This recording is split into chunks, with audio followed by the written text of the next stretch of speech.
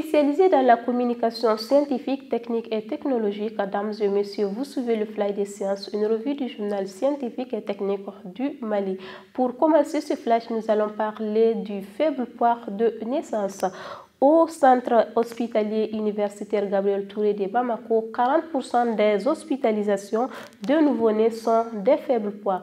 Le petit poids ou faible poids de naissance est une naissance dont le poids est inférieur à 2500 grammes dû à une prématurité ou un développement limité in utero. Il prédispose à court et moyen terme à de nombreuses pathologies telles que le syndrome de détresse respiratoire, les infections, l'hydrocéphalie et le retard mental. Selon l'Organisation mondiale de la santé, chaque année, plus de 20 millions d'enfants naissent en dessous du poids normal et plus de 96% de ces naissances sont enregistrées dans le pays en développement.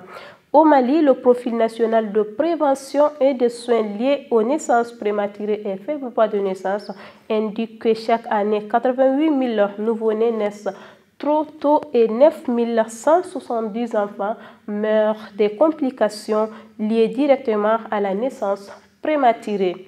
Les causes sont généralement liées, selon le spécialiste, au manque de suivi de consultations prénatales, aux conditions socio-économiques, à l'âge maternel et aux grossesses multiples. Ces bébés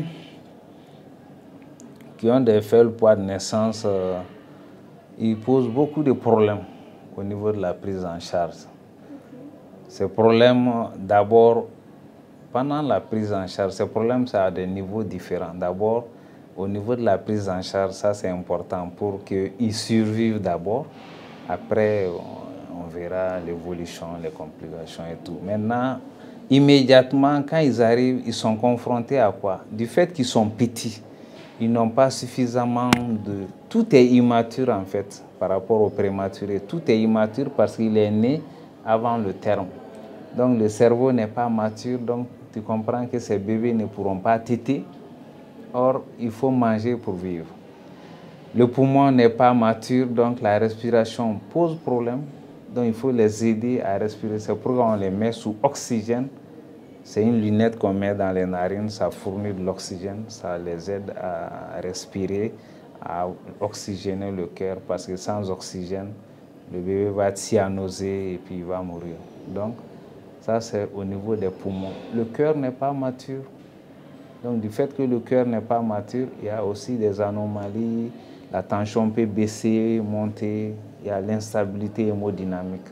Donc, tout ça, c'est des facteurs de risque pour ces bébés. Et du fait qu'ils ne sont pas matures, donc il y a le risque d'hypoglycémie, le sucre qui est dans le sang qu'on appelle la glycémie. Ce n'est pas suffisant parce que c'est quand le bébé arrive à terme, il y a un stock au niveau du foie, surtout le foie et un peu au niveau du rein et surtout au niveau de la graisse sous-cutanée. Donc ces réserves sont là, comme ça si le bébé n'a pas eu le temps de manger tout de suite, ces réserves sont utilisées sous forme de sucre pour compenser le manque de sucre. Mais ces prématurés, ces hypotrophes n'ont pas de réserve. Donc dès qu'ils arrivent, si tu ne les alimentes pas par voie orale ou bien brancher un sérum glucosé, le sérum sucré, ils vont mourir de faim, ils vont tomber en hypoglycémie. Donc ça, c'est aussi un problème. Ils ne sont pas matures au niveau du sang. Il y a aussi les risques d'anémie parce que la moelle ne peut pas fabriquer le sang. Du fait que la moelle est immature, elle ne peut pas fabriquer le sang normalement comme un bébé à terme. Donc, le fait qu'il ne fabrique pas suffisamment de sang, le bébé court le risque d'anémie, manque de sang. Et puis aussi, il y a aussi l'infection. Il est immature. On a dit que la première cause même de ces accouchements prématurés, c'est l'infection.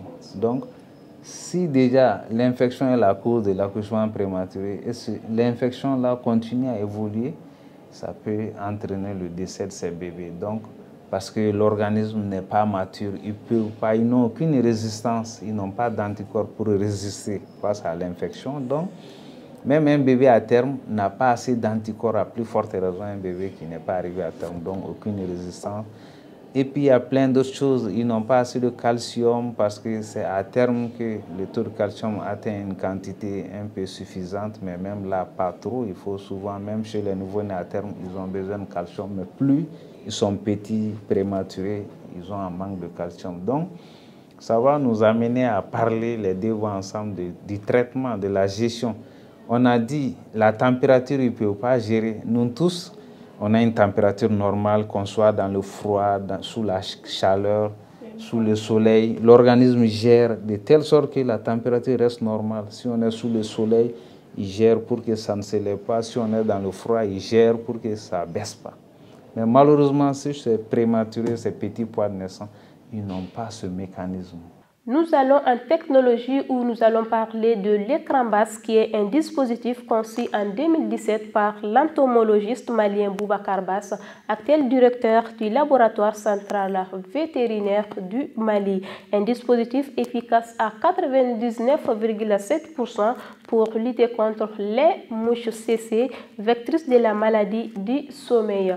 Déployé pendant la saison sèche et testé dans la zone de Koutiala, l'écran basse est composé d'une barre de fer de 1,70 m et à défaut d'une barre de fer, on peut utiliser des bâtons de branches d'arbres.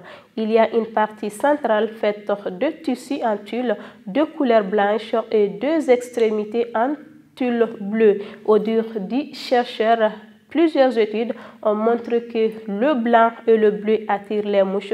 C'est pourquoi ces couleurs ont été choisies. Pour plus de détails sur cet article, veuillez taper www.jstm.org. Et voilà, dames et messieurs, c'est tout pour ce flash. Merci de l'avoir suivi.